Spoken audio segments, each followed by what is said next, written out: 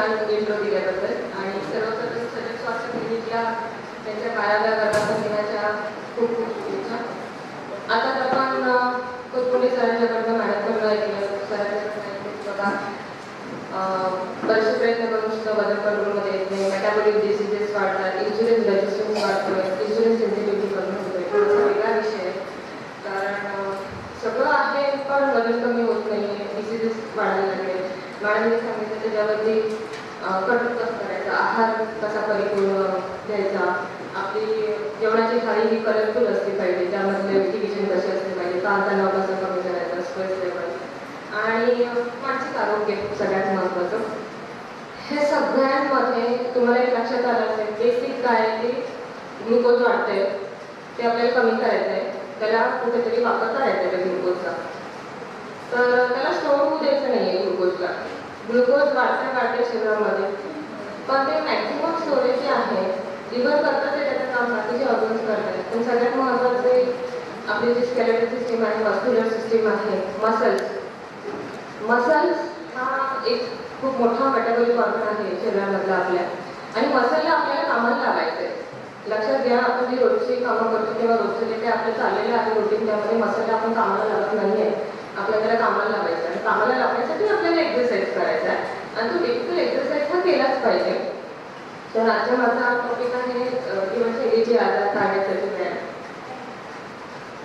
आजकाल हेच आता सांगितलं त्यामुळे जे काही आजार वाढतात त्यामध्ये हायपरटेन्शन आहे, ब्लड प्रेशर आहे, डायबिटीज आहे, स्ट्रोक आहे, PCOS मुलींमध्ये स्पेसिफिकली मुलींमध्ये खूपच हा प्रमाण PCODचं वाढलेलं पण आहे. हे सर्व आजार जे होत आहेत ते आता आपण बघितले की चुकीच्या लाईफस्टाईलमुळे होत आहेत. भारतातील परिस्थिती अशी सांगते की जवळजवळ 50% भारतीय प्रौढ हे इनॅक्टिव्ह आहेत. व्यायाम करणे हा कन्सेप्टच नाही आहे इंडियामध्ये. तुम्ही वेस्टर्न कंट्रीज आणि बाकीच्या कंट्रीज आणि आपल्याशी कम्पेअर केलं तर तिथे जसं लहानपणापासून मुलांना व्यायामाची सवय लागली जाते. जपानमध्ये, कोरियामध्ये अगदी लहानपणापासून ती मुलं सुमो आणि कराटे त्याच्यामध्ये एक्सपर्ट असतात. पण आपल्याकडे मुलांना आपण किती पडे धडे काहीतरी होईल, लागेल, इंजुरी होईल म्हणून स्पोर्ट्समध्ये आपण घालतच नाही किंवा स्पोर्ट्सचं कल्चरच रादर इंडियामध्ये नाही आहे. आणि ते प्रमाण लेडीजमध्ये तर अजून कमी आहे कारण भारतीय संस्कृती बायकांनी घरात राहायचं, बाहेर जायचं, कामं करायची नाही, व्यायाम तर दूर केला. 40% जास्त भारतीय व्यायाम हे करतच नाही. त्यामुळे हे सगळं ओव्हरवेट आणि त्याच्याशी रिलेटेड सगळी फूड इंडस्ट्री जी आता खूप मोठी झाली आहे, प्रोटीन इंडस्ट्री मोठी झाली आहे आणि वेगवेगळे प्रोडक्ट्स येतात, प्रोटीन पावडर आणि क्रिएटिन आणि ते सगळं जे काय आहे ते सगळं त्याच्याशी रिलेटेड आहे. आणि सगळ्यात मोठं मार्केट हे भारत आहे. जगामध्ये सगळ्यात मोठा फूड इंडस्ट्रीचं मार्केट हे भारत आहे का तर ओव्हरवेट. आणि त्याचं मूळ आहे की आपली खाद्य संस्कृती. आपली जी खाद्य संस्कृती आहे त्यामध्ये जेवणाचं ताटच बघा ते इतकं विचित्र आहे, त्यामध्ये प्रोटीन कमी आहे आणि फॅट्स कमी आहे, कार्बोहायड्रेट्स जास्त आहे. त्याच्यामुळे हे ओव्हरवेटचं प्रमाण आणि त्याच्यामुळे होणाऱ्या ज्या रोगांचं प्रमाण आहे ते इंडियामध्ये खूप जास्त आहे. म्हणजे सरांनी सांगितलं असेल की डायबिटीजचा पण जगामध्ये नंबर 1ला आहे. महिलांमध्ये जे प्रमाण एक्सरसाइजचं कमी आहे त्यामध्ये विशेष समस्या, त्यामध्ये हार्मोनल चेंजेस होतात, मेनोपॉज जे होतं बाहेर जाते आपण म्हणतो, त्याच्यानंतर ते चेंजेस खूप जास्त होतात, PCOD आणि त्याच्यानंतर ऑस्टिओपोरोसिस, हाडं कमकुवत होते आणि त्याच्यामुळे होणारे जे फ्रॅक्चर्स. तर महिलांसाठी खास करून सांगायचं तर हे काम महत्त्वाचं आहे तर व्यायाम केल्यामुळे तुमचं हृदय मजबूत होतं. एक लक्षात घ्या, जेव्हा आपण एक्सरसाइज करतो, एरोबिक ॲक्टिव्हिटी करतो, मग ते वॉकिंग असू दे, स्विमिंग असू दे, रनिंग असेल, वॉटेवर तुम्ही जो काही व्यायाम करता त्यामुळे रक्ताभिसरण वाढतं, ब्लड सर्क्युलेट खूप चांगलं होतं. ते जेव्हा जिथे रक्तवाहिन्यांमधून फिरतं तेव्हा रक्ताची कुठलंही होण्याचं प्रमाण खूप कमी होतं आणि त्याच्यामुळे तुमचं हृदय मजबूत होतं आणि हार्ट अटॅकचं प्रमाण कमी होतं. ऑफकोर्स वजन कंट्रोलमध्ये येतं, ताणतणाव कमी होतो. जेव्हा आपण एक्सरसाइज करतो तेव्हा नक्कीच स्ट्रेस लेवल ही तुमची लो राहते का तर एक्सरसाइज करतो तेव्हा आपले हॅपी हार्मोन्स रिलीज होतात, एंडॉर्फिन्स रिलीज होतात आणि ते जे छान छान हार्मोन्स आहेत ते आपल्याला खुश ठेवतात कारण तर आपण इलेव्हेटेड राहतो आणि त्याच्यामुळे ताण आपोआपच कमी येतो आणि ऑफकोर्स तुमची इम्युनिटी वाढते. तर एक्सरसाइजचे फायदे काय आहेत? आताच आपण बघितलं वेट कंट्रोलमध्ये येतं, combat health conditions and diseases, diabetes, blood pressure, hypertension, hyperlipidaemia, fatty liver, PCOD या सगळ्या आजारांचं प्रमाण नक्कीच कमी येतं. आपला मूड इलेव्हेट होतो. आपल्याला खूप दिवसभर एनर्जेटिक वाटतं. म्हणजे जेव्हा आपण एक्सरसाइज करतो 1 तास दिवसाच्या 24 तासापैकी आपण 1 तास जेव्हा स्वतःसाठी देतो तेव्हा हाती हॉर्मोन्स रिलीज होतात आणि आपला मूड इलेव्हेटेड राहतो. एनर्जी बूस्ट होते. खूप छान झोप लागते. कोथुडी मॅडमने सुचिता मॅडमने सांगितल्याप्रमाणे, कारण आपलं शरीर थकतं, आपण शरीराला कामाला लागतो त्यामुळे शरीर थकतं आणि झोप पण चांगली लागते.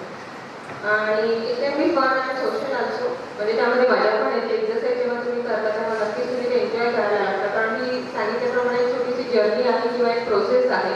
सुरुवातीला व्यायाम करताना तुम्हाला नक्कीच जाणवेल काय बोरिंग करते, खूप थकवा येते, मला खूप बोर होतंय. पण नाही, हळूहळू जेव्हा तुम्ही सुरुवात करता व्यायामाचं प्रमाण वाढवता तेव्हा नक्कीच तुम्हाला त्यामध्ये मजा येईल आणि त्याच्यानंतर हे ॲडिक्शन होत जातं. जसं टोबॅको च्युइंग आहे, खाण्याचं ॲडिक्शन असतं, बऱ्याच गोष्टींचं ॲडिक्शन असतं लोकांना, तसं व्यायामाचं एक ॲडिक्शन होऊन जातं तुम्हाला आणि नक्कीच तुमचं सोशल लाईफ इम्प्रूव्ह होतं. मॅडमने जे सांगितलं आता की मानसिक आरोग्य, तर सोशल लाईफ जर तुमचं चांगलं करायचं असेल तेव्हा तुम्ही एकत्र ॲक्टिव्हिटी केली पाहिजे. सपोज तुम्ही एकटे वॉकिंगला जाता तेव्हा बघा किती बोर होतं, पण गप्पा मारायला 2-4 जण असेल तर नक्की 4 पावलं किंवा 3-4 किलोमीटर एक्स्ट्राचे आपण चालतो. रनिंग तुम्ही एकत्र करा, नक्कीच तुमचं रनिंग छान इम्प्रूव्ह होईल. स्विमिंग असेल, सायकलिंग असेल, एकत्र सायकलिंग करून आजूबाजूचे परिसर तुम्ही हिंडता तेव्हा नक्कीच तुमची सोशल लाईफ खूप चांगलं होतं. हे मूड इलेव्हेटेड आहे. आणि सोशल लाईफ खूप इम्पॉर्टंट आहे. मॅडमने जसं सांगितलं की ताणतणाव कमी करण्यासाठी तुम्ही तुमच्या मनातल्या गोष्टी बोललं पाहिजे.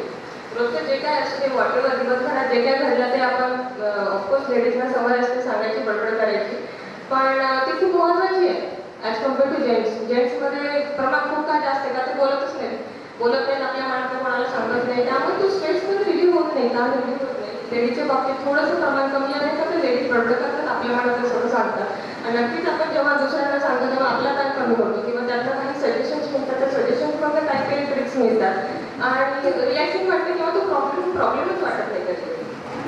तर एन्जॉय करा सगळं. तर एक्सरसाइज केला पाहिजे, मान्य आहे, पण किती केलं पाहिजे? तर WHO गाईडलाईन्स जे आहे त्याच्याप्रमाणे 150 मिनिटं मॉडरेट एरोबिक ॲक्टिव्हिटी पर वीक, आठवड्याला. म्हणजे आठवड्यातले 5 दिवस व्यायाम करा, 2 दिवस सुट्टी घ्या. फक्त 5 दिवस व्यायामामध्ये 30 मिनिटं जरी मॉडरेट एरोबिक ॲक्टिव्हिटी केली तरी ती सफिशियंट आहे. मॉडरेट एरोबिक ॲक्टिव्हिटीमध्ये काय करणार, तुमचं ब्रिस्क वॉकिंग येणार, थोडंसं सायकलिंग येईल, स्विमिंग येईल किंवा तुमचं योगा असेल. ते जर नसेल करायचं मॉडरेट, तर जेव्हा तुम्ही विगरस ॲक्टिव्हिटी करता तर 75 मिनिटं विगरस ॲक्टिव्हिटीचे एरोबिक ॲक्टिव्हिटी पर आठवड्याला किंवा कॉम्बिनेशन ऑफ 2. तर विगरस एरोबिक ॲक्टिव्हिटीमध्ये अगदी रनिंग असेल किंवा इंडिव्हिज्युअल सायकलिंग असेल, सायकलिंगची रिपिटेशन तुम्ही लावता किंवा स्विमिंग असेल. स्विमिंग पूलमध्ये पण जेव्हा तुम्ही रिपिटेशन्स लावता तो एक्सरसाइज म्हणून करायचा आहे. तो निवांत स्विमिंग केला तर that will be in aerobic किंवा निवांतच असतं ते. पण जेव्हा पूल्समध्ये रिपिटेशन्स लावतात तर त्यामध्ये नक्कीच ती विगरस एरोबिक ॲक्टिव्हिटी होते. या दोघांपैकी काही करा, पण करा, आठवड्यातले 5 दिवस व्यायाम करा. आणि जर तुम्ही त्याची इंटेन्सिटी वाढवली किंवा व्यायामाचं जर प्रमाण वाढवलं तर 300 मिनिटं पर वीक जर केलं तर तुम्हाला नक्कीच तुमचे हेल्थ बेनिफिट्स त्यामध्ये मिळते. तर या aerobic activities swimming, yoga, sports आहे, तुमचं वेट ट्रेनिंग आहे, रनिंग हे विगरस ॲक्टिव्हिटी आहे. तर सगळ्यांचं म्हणणं असतं की आम्हाला व्यायामाला वेळ मिळत नाही, 24 तास आहेत आपल्याकडे, आमचं बिझी शेड्यूल आहे, आमचं असं आहे तसं आहे, सकाळी जायला लागतं किंवा बाहेरची ड्युटी असते, तर मग काय करायचं. तर नवीन एक कन्सेप्ट आहे नीट नॉन एक्झरसाइज ॲक्टिव्हिटी थर्मोजेनेसिस. म्हणजे व्यायामाशिवाय होणारी हालचाल. व्यायाम प्रॉपर जे मी सांगितलं ते न करता सुद्धा दिवसभराच्या जर हालचाली तुम्ही वाढवल्या किंवा त्याचं प्रमाण वाढवलं किंवा ते थोड्याशा वेगळ्या अँगलने बघितलं किंवा केलं तर त्याच्यामध्ये सुद्धा वेट रिडक्शन होऊ शकते किंवा BMI जो आहे तो तुमचा कमी होऊ शकतो. हा एक हिडन एक्सरसाइज आहे. तर नीटची उदाहरणं काय, तर साधारण पायऱ्या चढणे. तुम्ही एक लक्षात घ्या, पूर्वी आपल्या घरी पाणी नसायचं, सगळे पाणी येतं, पाण्यासाठी उठायला लागायचं. बरेच जण बागेने पाणी भरायचं, बॅरल भरायचं, अंगणात पाणी टाकायचं, सडा टाकायचा, वॉटेवर आंघोळ वगैरे काय असेल ते घरं चढायची, फरशी पुसायची, धुणं भांडी झाडून फरशी. ह्या ज्या काही ॲक्टिव्हिटीज होत्या घरातल्या तर खूप महत्त्वाच्या होत्या, कारण त्याच्यामुळे नॅचरली आपल्या शरीराची ही हालचाल होत होती. पण आता सिडेंटरी जे लाईफस्टाईल आलं आहे, पाणी 24 तास अवेलेबल आहे आपल्याकडे, मशीन्स आहेत घरामध्ये, वॉशिंग मशीन आहे, व्हॅक्यूम क्लिनर आहे आणि ज्या गोष्टी आहेत त्याच्यामुळे आपलं बरंचसं काम हे घरकाम हे कमी झालेलं आहे. त्यामुळे तुम्ही स्पेसिफिकली घरकामामध्ये फोकस करा. एक लक्षात घ्या, फरशी पुसणे हा इतका सुंदर व्यायाम आहे. स्टॅटिक पोझिशनमध्ये आपण व्यायाम करतो. जनरली स्क्वॅट पोझिशनमध्ये आजकाल बऱ्याचशा मुलामुलींना सुद्धा बसता येत नाही, कारण कमोड आहेत सगळ्यांच्या घरी. त्यामुळे स्पेसिफिकली ही कामं जी आहेत ठीक आहे, कामाला पाहिजे सगळं आहे मान्य आहे, पण जिथं जमेल तिथे जर एक्सरसाइज नसेल करायचा तर तुम्ही थोडंसं घरकामावरती शिफ्ट व्हायला पाहिजे. बिल्डिंग आहेत आपल्याकडे, पायऱ्या आहेत, इलेव्हेटर्स आहेत, तर लिफ्टचा वापर न करता जिथे शक्य असेल तिथे तुम्ही पायऱ्यांचा वापर करा, पायऱ्यांचा चढ उतार करा. हे रुटीन रोजच्या लाईफस्टाईलमध्येच हे बदल घडवायचे. तुम्हाला स्पेसिफिकली जाणून बुजून पर्पजफुली किंवा जबरदस्तीने काही करायचं नाही आहे. फोनवर बोलतोय, तास फोन असतात, आईचे मैत्रिणींचे बरेचसे फोन चालतात, बराच वेळ चालतात. तर शक्यतो बसून फोनवरती न बोलता तुम्ही जे काही कॉल्स घेता त्यामध्ये चालत राहा थोडंफार आणि शक्यतो जिथे जमेल तिथे उभं राहून काम करा. याची लक्षात घ्या, उभं राहतो आपण जेव्हा अगदी स्ट्रेट उभं राहतो तेव्हा आपोआपच आपल्या कोरच्या मसल किंवा पोटाच्या स्नायू आणि बॅक मसल्स म्हणजे बाकीचे स्नायू हे आपोआपच नॅचरली आपण वापरतो, आपल्या लक्षात येत नाही. पण आपल्या शरीराला, आपल्या जो पाठीचा कणा आहे त्याला स्ट्रेट ठेवण्यासाठी आपण हे मसल्स नॅचरली वापरतो आणि त्या मसलला काम करायची सवय लागते. ती बाब लागू होते ती सिटिंग पोझिशनमध्ये. बसतो निवांत बसलोय, कुबड काढून बसले नाही, स्ट्रेट बसा. स्ट्रेट बसले की बघा पोटावरती किती ताण येतो. खूप डिफिकल्ट आहे स्ट्रेट बसणं किंवा बराच वेळ अगदी स्ट्रेट बसणं पण अवघड आहे, कारण आपण कोर मसल्स वापरतो त्यामध्ये. तर त्या मसलला ती सवय लावायची, त्यांना काम लावायचे ते आपल्याला. ह्याच्यामध्ये तुम्ही शक्यतो प्रयत्न करायचे की तुमचे डेली स्टेप काउंट किती व्हायला पाहिजे. साधारण आपण म्हणतो की 10,000 डेली स्टेप काउंट व्हायला पाहिजे. म्हणजे रोजच्या ज्या मुवमेंट्स आहेत सकाळी उठल्यापासून ते रात्री झोपेपर्यंत घरातली कामं करतोय, इकडे जातोय, तिकडे जातोय, तर ह्या सगळ्या गोष्टींमध्ये मॅक्झिमम पायाचा वापर करून, मॅक्झिमम वॉकिंग करून, निवांत पद्धतीने स्लो, अगदी मंद गतीने नाही चालायचे, जरा झटपट शरीराची हालचाल करायची, त्यामुळे सगळेच नाही त्यामध्ये ॲक्टिव्हिटी होतील. शक्यतो लॉंग रूट पकडा. फादर्स स्टेडियम समज गाडी पार्किंग केली आहे, लॉंगच्या ह्याच्यामध्ये गाडी पार्किंग केला म्हणजे जेणेकरून गाडी घ्यायला जाल तेव्हा तेवढं अंतर चालायला मिळेल. किंवा एखादा लेक्चर हॉल आहे, भाजी आहे, दुकान आहे, शक्यतो लांबचं पकडा जेणेकरून, किंवा 4 ठिकाणी फिरून भाजी घ्या किंवा दुकानात चूज करा, तुमचे प्रॉडक्ट्स चूज करा. मॉलमध्ये जा, असंच फिरायला जा, फिरून बघा इकडे तिकडे. माझ्या इथे प्रॉडक्ट्स पण बघून होतात आणि त्यामध्ये त्या निमित्ताने वॉकिंग आणि स्टेप सुद्धा वाढतो. आता सांगितलं स्टेप मास्टरी, शक्यतो जिथे जमेल तिथे तुम्ही स्टेप्सचा वापर करा. ॲक्टिव्ह कम्युनिटी आताच मी सांगितलं, स्टँडिंग आणि सिटिंग पोझिशन. एक लक्षात घ्या, तुम्ही बसमधला प्रवास करता तेव्हा बरेच जण बघतात की मला सीट कुठे मिळेल, सीट कुठे मिळेल. तर नाही, जर छोटा प्रवास असेल तर उभं राहा. वरती जे लटकलेलं असतं त्याला क्रॉड आणि उभं राहा, कारण तो एक बॅलन्सिंग एक्सरसाइज आहे. तुम्ही जेव्हा उभं राहता तेव्हा कोर मसल्स वापरता आणि बॅलन्सिंगच्या मसल्स वापरता. आपल्या शरीराला, आपल्या मसल्सला बॅलन्स करायची सवय लागते. तर बॅलन्सिंग फार महत्त्वाचं आहे, कारण जसं शरीर वय वाढेल आणि जसं तुमचं एज वाढेल तसं तुमचं बॅलन्सिंगचं प्रमाण हे कमी होणार आहे इतर सगळ्या गोष्टींमुळे, आणि जे प्रॉब्लेम चालण्याचा नाही होतात त्याच्यामध्ये हे खूप महत्त्वाचं आहे. किंवा वयोमानानुसार होणारे जे फ्रॅक्चर आहेत, मग बाथरूममध्ये गेले, पाय घसरून पडले, पाय घसरून पडल्यानंतर ज्या पोझिशनमध्ये पडतात ती पोझिशन आयुष्यात कधी घेतलेलीच नसते म्हणून फ्रॅक्चर होतं. किंवा हिप मसल, हिप जॉईंट आहे, प्रत्येक जॉईंट आपला बनलेला आहे ना. काही जॉईंट्स आहेत रोटेटरी जॉईंट्स आहेत, प्रत्येक जॉईंटला एक काम दिले देवाने किंवा आपल्या शरीराला प्रत्येक जॉईंटला एक काम आहे. नक्की तुम्ही विचार करा, आपण त्या जॉईंटचं ते काम करतो का रुटीन डेली ॲक्टिव्हिटीमध्ये? नाही करत. हिप जॉईंट आहे, हिप जॉईंट रोटेटरी जॉईंट आहे, बॉल अँड सॉकेट जॉईंट आहे. बॉल आहे का, ह्याच्यामध्ये एक बॉल आहे, त्याला फिरायचं आहे. तर त्या हिपच्या रोटेटरी मुवमेंट्स आपण फक्त एक्सरसाइजमध्येच करतो, डेली रुटीन ॲक्टिव्हिटीमध्ये करत नाही. शोल्डर जॉईंट आहे, फ्रोझन शोल्डर का होतात?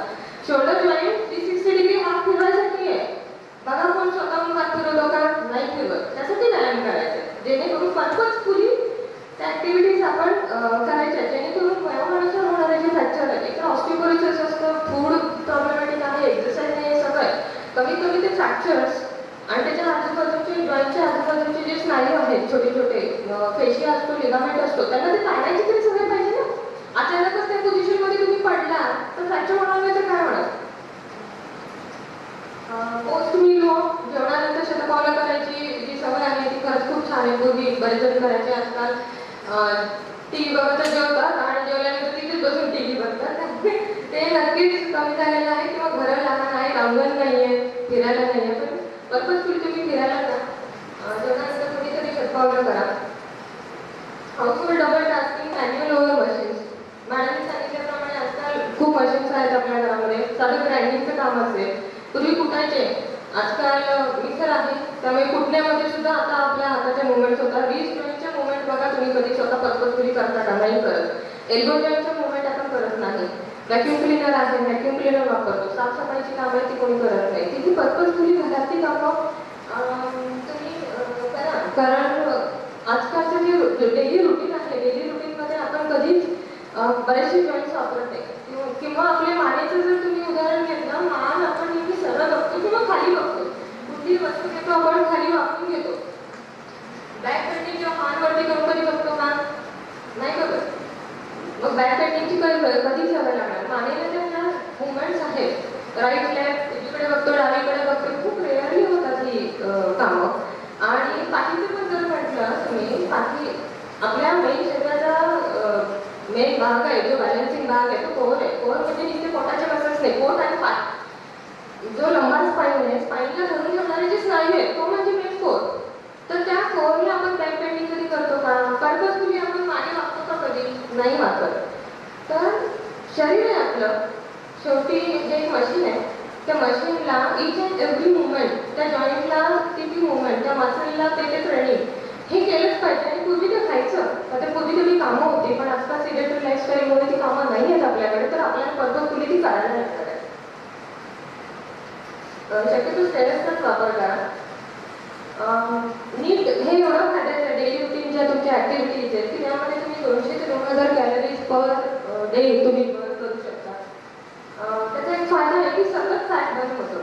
जेव्हा तुम्ही स्मॉल मॉडरेट एरोबिक ॲक्टिव्हिटी म्हणतो आपण, मॅक्झिमम फॅट बर्न वेट लॉससाठी जे हवं आहे ते नेहमी मॉडरेट एरोबिक ॲक्टिव्हिटीमध्ये होतं, विगरस एरोबिक ॲक्टिव्हिटीमध्ये होत नाही. जेव्हा moderate aerobic activity brisk walking आहे, सायकलिंग आहे, रनिंग आहे, स्विमिंग आहे, किंवा आता जे मी नीट सांगितलं त्यामध्ये शरीर ग्लुकोज तर वापरतं, पण खूप ग्लुकोज नाही वापरत. पण तेव्हा त्याला जेव्हा ग्लुकोज कमी पडतं तेव्हा तो काय करतो, स्टोर्ड फॅट्स जे आहेत ते फॅट्स वापरायला सुरुवात करतो. म्हणून ते फॅट बर्निंग हा स्लो प्रोसेसमध्ये होत राहतं आणि त्यामध्ये वजन कंट्रोलमध्ये येतं आणि सिलेक्टिव्ह लाईफस्टाईलची कमी होऊन जाते. शरीराला ती आपोआपच सवय लागते. ही जेव्हा आपल्याला शरीराला सवय लावायची, छोट्या हालचालींमध्ये आपली हार्ट रेट नेहमीच कमी होते. महिलांमध्ये हार्ट रेटची गॅप नेहमीच खूप जास्त असतो. 3.9% महिलाच फक्त रोज एक्सरसाइज करतात आणि पुरुषांमध्ये पण ते प्रमाण नक्कीच खूप कमी आहे, फक्त 14% प्रमाण आहे ते. पुन्हा एकदा अर्बन लाईफस्टाईल जे आहे, गावाकडच्या लोकांपेक्षा गावाला जेवढी कामं असतात घरी किंवा शेतीची कामं असतात, अंगण असतं, सारवायचं असतं, बरीचशी कामं गावाकडच्या महिला बघितलं लाकूड आणि हे गोळा करतात, त्यांच्यापेक्षा अर्बन लाईफस्टाईलमध्ये ते प्रमाण नक्कीच खूप जास्त आहे. तर सुरुवात कशी करायची? रोज 20 ते 30 मिनिटं चाला. पर्पजफुली आता आपल्याला एक्सरसाइज करायचं तर मिनिमम 20 ते 30 मिनिटं तरी वॉकिंगला सुरुवात करा. आपल्या एकटं न जाता ग्रुपमध्ये वॉकिंग करा. कोण नाही भेटलं तर आपल्याला सगळ्यात महत्त्वाचं, कारण जेव्हा आपण एकटं काम करतो तेव्हा आपण स्वतःवरती काम करतो, तेव्हा ते पण खूप महत्त्वाचं आहे, कारण आपण स्वतःला ॲनालाइज करत असतो. आणि नंतर मग कोण नाही मिळालं तर ते कधी बोर पण नाही होत, त्यामुळे आपल्याला ती सवय पण लागून जाते. हळूहळू वाढवा तुमचा एक्सरसाइज 20-30 मिनिटं ते 45 मिनिटं करा, 1 तास मिनिटं करा. आणि आठवड्याचे तेवढे दिवस तुम्ही भरा. पूर्ण आठवडाभर व्यायाम केलाच पाहिजे असं काही नाही आहे. गाईडलाईन्सप्रमाणे तुम्ही अर्धा तास रोजचा व्यायाम 5 दिवस आठवड्यातले केला तरी खूप आहे. आणि रिअलिस्टिक गोल ठेवा, म्हणजे आज मला हे करायचं आहे, उद्या ते करायचं आहे. थोडं काहीतरी आदल्या दिवशी विचार करायचा, बाबा मी उद्या काय एक्सरसाइज करणार आहे किंवा साधारण काय करणार आहे. पण आपण बरेच जण म्हणतात की नाही माझ्याकडे वेळच नाही, पण तसं नाही आहे. तुम्ही 24 तास असतात, 24 तासामध्ये जर टाईम मॅनेजमेंट जर प्रॉपर केली, तुमचे वर्किंग अवर्स सोडून प्लस घरची कामं सोडून, तर नक्कीच प्रत्येकाला 1 तास मिळतो. आणि 1 तास तो तुम्ही स्वतःसाठी द्या. तर कुठले एक्सरसाइज आहेत, तर स्ट्रेंथनिंग करू शकता. स्ट्रेंथनिंग मगाशी एरोबिक एक्सरसाइज आपण बघितले, त्यामध्ये तुमचं वॉकिंग आहे, सायकलिंग आहे, स्विमिंग आहे, रनिंग आहे. ते तुम्ही करतात. पण स्ट्रेंथ ट्रेनिंग खूप महत्त्वाचं आहे, कारण ग्लुकोज जी वाढते शुगरमध्ये, त्या ग्लुकोज चं कंजम्पशन कुठं होणार आहे, ते मसलमध्ये होणार आहे. मसलला नेहमीच्या आपल्या रुटीनच्या मसलसाठी तेवढं ग्लुकोज वापरत नाही, पण ते एक्सेसिव्ह ग्लुकोज जे आहे ते मसल्स वापरणार आहे. आणि मसल्स चांगलं ग्लुकोज कधी वापरतील, जेव्हा तुम्ही स्ट्रेंथ ट्रेनिंग करणार. स्ट्रेंथ ट्रेनिंग करतो म्हणजे काय करतो, प्रत्येक स्पेसिफिक मसल, सपोज हाताची मसल आहे, बायसेप आहे, ट्रायसेप आहे, शोल्डर आहे, पायाच्या मसल्स आहेत, ग्लूट्स आहेत, ह्या सगळ्यांना स्पेसिफिकली आपण ट्रेन करतो. जेव्हा आपण स्ट्रेंथ ट्रेनिंग करतो तेव्हा ते मसलचा साईज वाढतो आणि ते एक्सेसिव्ह ग्लुकोज जे आहे ते वापरायला सुरुवात करतं. त्यामुळे ग्लुकोजचं युटिलायझेशन तिथं होतं आणि ते फॅटमध्ये कन्वर्ट होत नाही. तर स्पेसिफिक ट्रेनिंग फार महत्त्वाचं आहे. जर तुमच्याकडे घरात वजन एकतर स्वतः पण तुम्ही स्वतःची बॉडी आपण स्ट्रेंथ ट्रेनिंग करू शकतो. स्क्वॅट्स आहेत, लंजेस आहेत, बरेचसे प्रकार असतात त्यामध्ये. ते नसेल तर वजन वापरून पण करू शकतो. 5 किलो 10 किलोचे डंबेल्स आहेत, केटल बेल्स आहेत. ते जर नसेल तर तुम्ही जिममध्ये जाऊ शकता. ठीक आहे, जिममध्ये जायचं असेल तर घरच्या घरी करा आणि पण स्ट्रेंथ ट्रेनिंगला सुरुवात करा. फ्लेक्झिबिलिटी फार महत्त्वाची आहे. आता सांगितलं आपण जे फ्रॅक्चरचं प्रमाण वाढलं ते फक्त तुमची फ्लेक्झिबिलिटी नसल्यामुळे वाढले. का प्रत्येक जॉईंटला मूव्ह करायला पाहिजे तो आपण मूव्ह करत नाही. प्रत्येक टिश्यू, प्रत्येक मसलला जे ताणायला पाहिजे ते आपण ताणतच नाही. त्यामुळे आणि हे सगळं होणार आहे ते स्ट्रेचिंग आणि योगामुळे होणार आहे. त्यामुळे योगा करणं, बेसिक योगा तरी ॲटलिस्ट सगळ्यांनी करायला पाहिजे.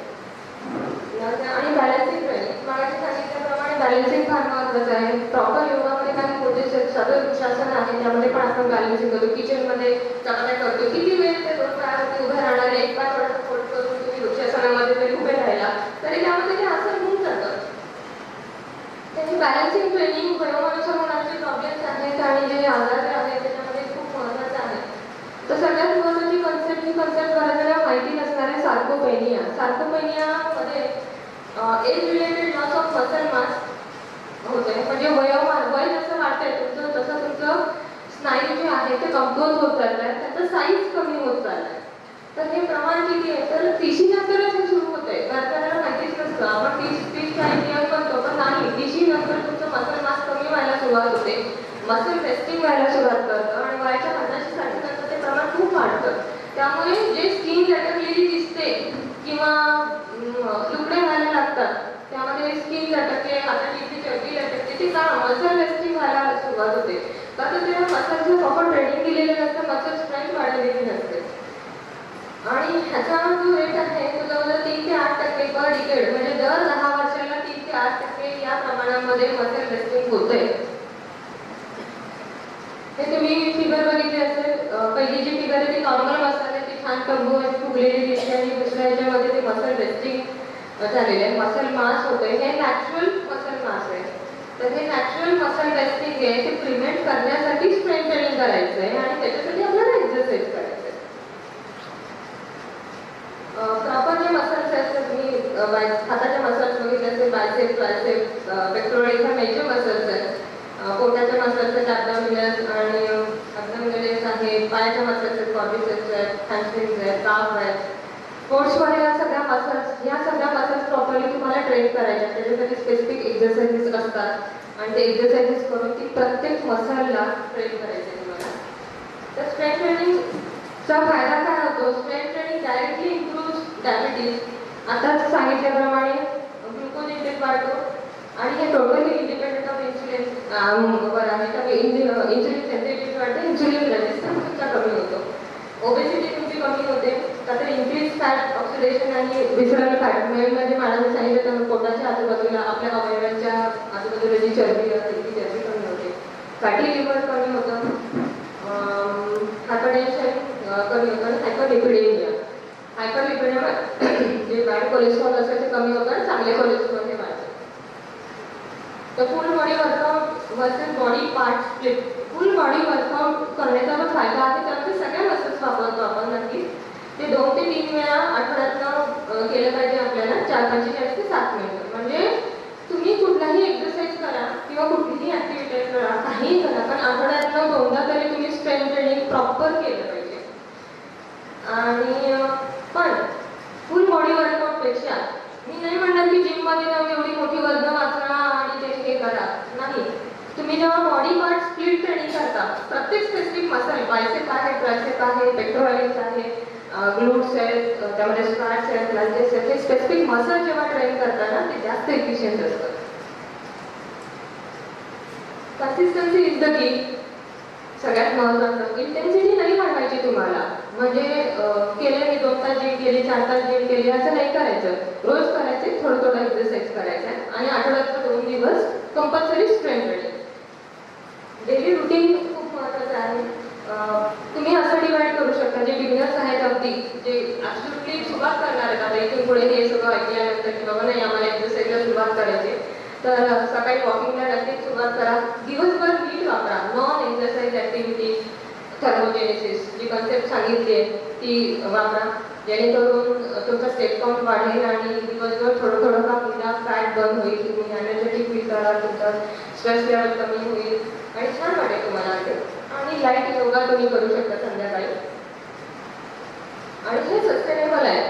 म्हणजे तुम्ही इंटेन्स वर्कआउट जेव्हा करता किंवा अगदी शरीराला ताण देऊन काहीतरी करता तर ते टिकणार नाही. पहिल्या दिवशी थकून गेला, हात दुखतोय, पाय दुखतोय, हे दुखतोय, ते दुखतोय, दुसऱ्या दिवशी तुम्ही करणारच नाही.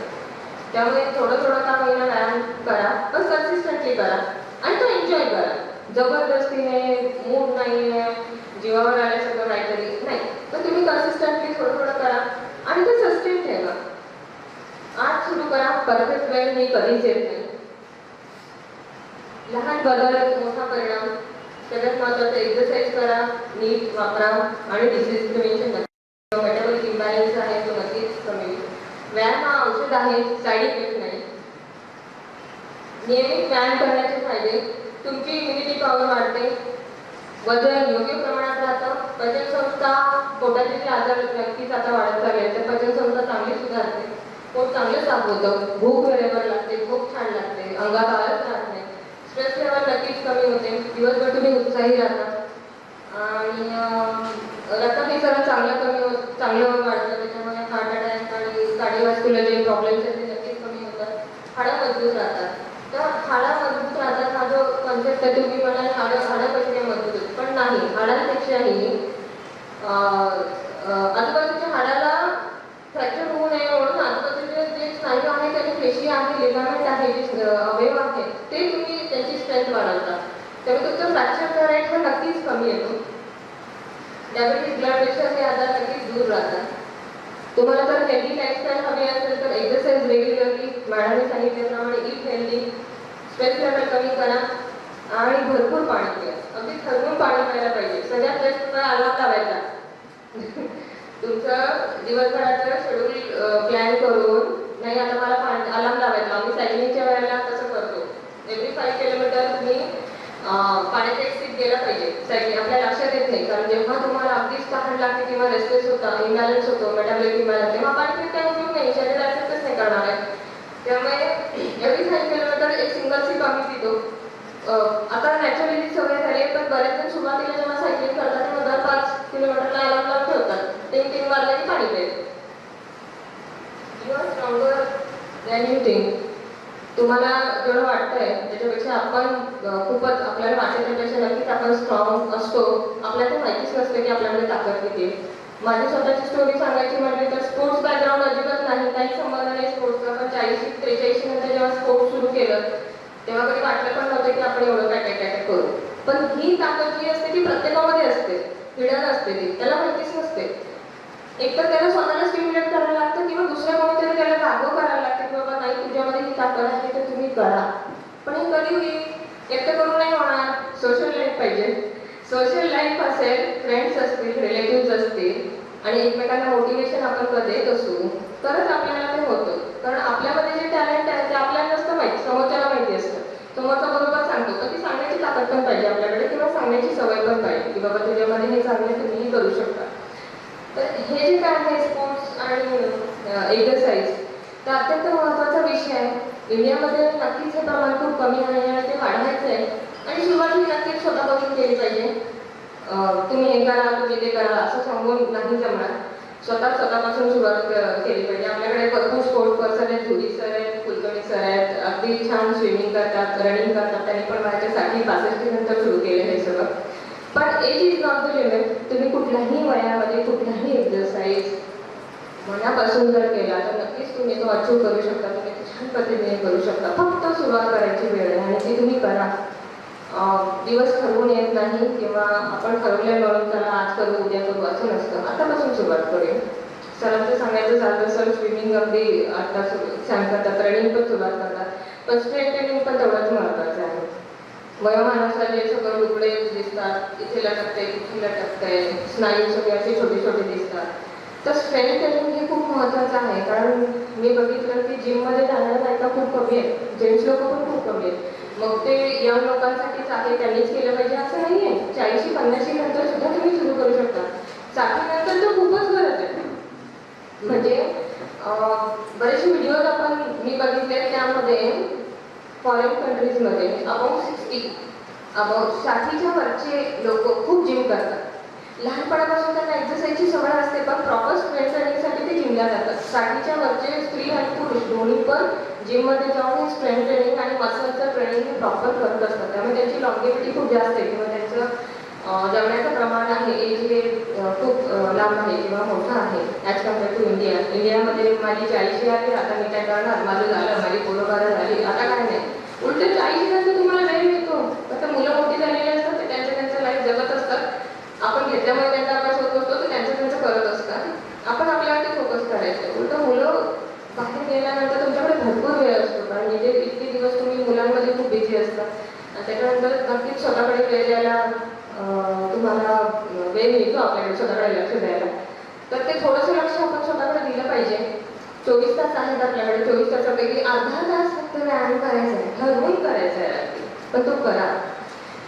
थँक्यू सजग स्वास्थ्य क्लिनिक आणि डॉक्टर सुनील कोथुंडे आणि सुदेवा कोथुंडे बोलवल्याबद्दल. माझा अत्यंत आवडीचा विषय आहे एक्झरसाईज आणि मला त्यातनं माझं जे काही ज्ञान आहे आणि हे ज्ञान अभ्यासातनं मिळवलेलं आहे किंवा स्वतः करून मिळवलेलं थोडंफार ज्ञान आहे ते तुम्हाला देण्याची मला संधी मिळाली. त्याबद्दल खूप खूप